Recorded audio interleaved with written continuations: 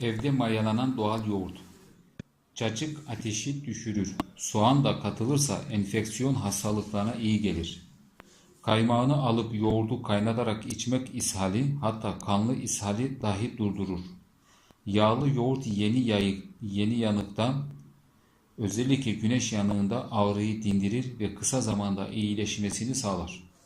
Yoğurt suyu kanı temizler, karaciğer ve dalaktaki tıkanıklığı açar, böbrek taşlarını eritir ve sarılığa iyi gelir. Haricen kullanılan yoğurt suyu yaraları temizler ve kapatır.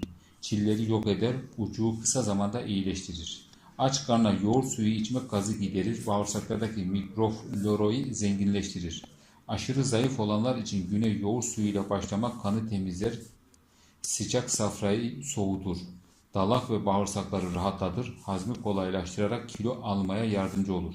Yoğurt suyu ile yıkanan saçlar parlar ve çabuk uzar.